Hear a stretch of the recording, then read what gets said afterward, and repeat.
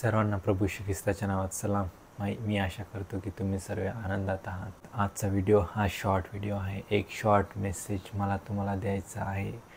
Because me Bible read करताना मला ते सडनली एक गोष्ट रिअलाईज झाली आणि मला ते असं फील झालं की ती गोष्ट मी तुमच्यासोबत शेअर करावी. तर येशू जेव्हा शिष्यांसोबत शेवटचे वाक्य बोलत होता त्यावेळेस येशूने शिष्यांना म्हटले की तुम्हाला ह्या जगामध्ये खूप सारा त्रास सहन करावा लागेल, दुखापत होणार, लोक तुम्हाला हर्ट करतील, त्रास होणार.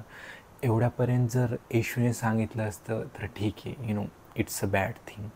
ते नाराज झाले असते, ते सॅड झाले असते. सेम गोष्ट आपल्यासोबत होत असते. जेव्हा आपल्यावर संकट येत असतात त्या संकटामध्ये आपण आपला ॲटिट्यूड कसा ठेवतो हे डिफाईन करतं की आपण त्या संकटामधून आशीर्वादरित्या बाहेर पडणार आहे किंवा जिथं होतो तिथंच अटकून राहणार आहे.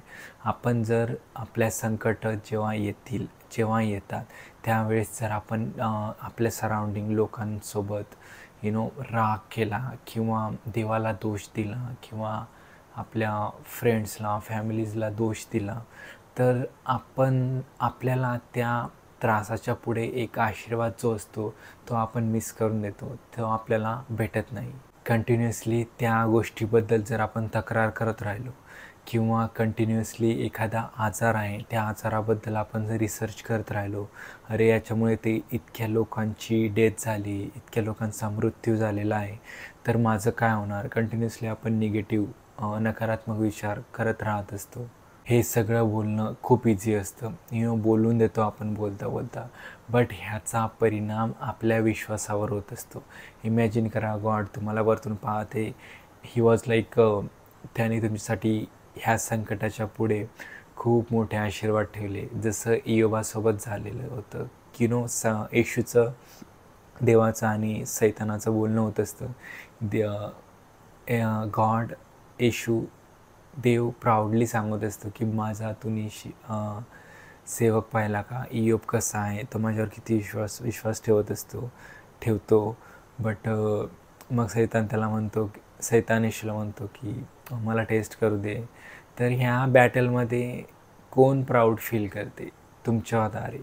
जेव्हा तुम्ही संकटामध्ये असतात तेव्हा काय करताय तुम्ही, कोणाला प्राऊड चांगलं फील करून देते, सैतानाला की देवाला.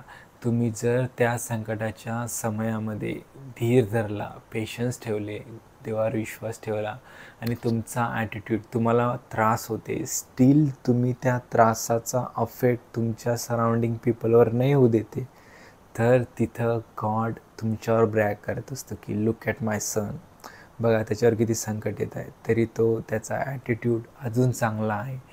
तर अशा रीतीने ह्या एका संकटाच्या पुढे आपल्याला एक आशीर्वाद देवाने ठेवलेला असतो आणि त्या संकटामध्ये आपण ज्या प्रकारे राहत असतो तो आशीर्वाद आपल्याला भेटणार आहे की नाही ते त्या गोष्टीवर डिपेंड असतं. कसं, पुढे ही गोष्ट मी शिष्यांची कंटिन्यू करतो. योहानाचा 16वा अध्याय आणि 22व्या वचनामध्ये येशू म्हणतो, याप्रमाणे तुम्हाला आता दुःख झाले आहे तरी मी तुम्हाला पुन्हा भेटेन आणि तुमचे अंतःकरण आनंदित होईल व तुमचा आनंद तुमच्यापासून कोणीही काढून घेणार नाही. जर देवाने येशूने असं सांगितलं असतं शिष्यांना की तुम्हाला ह्या जगामध्ये खूप त्रास होणार आहे ऑल दॅट, तर ते तिथं डिस्करेज होऊन गेले असते, ते निराश होऊन गेले असते. बट येशू नंतर म्हणतो की मी या जगावर मात दिलेली आहे.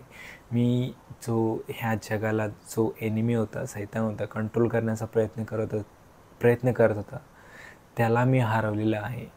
तर अशा प्रकारे मला तुम्हाला हेच म्हणायचं आहे या मेसेजद्वारे की तुम्ही संकटामधून जात आहे तर चांगला ॲटिट्यूड, चांगली वृत्ती ठेवा आणि त्या संकटामधून जा. इमॅजिन करा, विचार करा थोडं की ते संकट एनी विच वे तिथं आहेच, ते तुम्ही कसेही राहा, तुमचा ॲटिट्यूड रागिष्ट ठेवा किंवा चांगला शांत ठेवा, संकट तर राहणारच. बट तुम्ही गॉडला कंटिन्युअसली प्रेयर करता आणि प्रेयर केल्यानंतर गॉड ती जी गोष्ट तुम्ही मागत आहे ती देण्याच्या अगोदर तुम्हाला एक छोट्याशा संकटाने तुमच्यावर संकट येऊन तो गॉड टेस्ट करत असतं. आणि जेव्हा तुम्ही ते संकट आल्यावर राग करतात, चिडचिडपणा करतात किंवा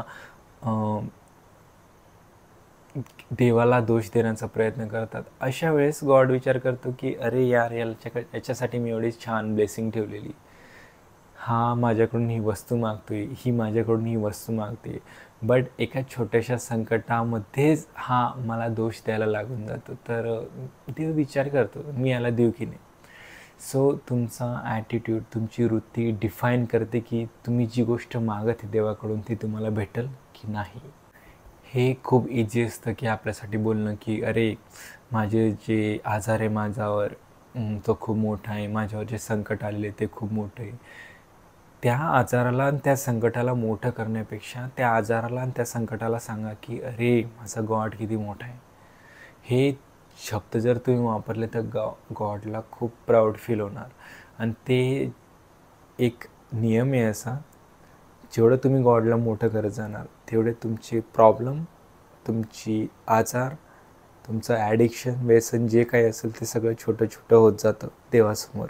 तुमच्या आयुष्यामध्ये संकट येत आहे कारण एनिमीला, सैतानाला देखील माहिती आहे की जर ह्यानी हे संकटमधून हा पास झाला तर गॉडने याच्यासाठी एक बेटर फ्युचर ठेवलेलं आहे, एक चांगली लाईफ ठेवलेली आहे.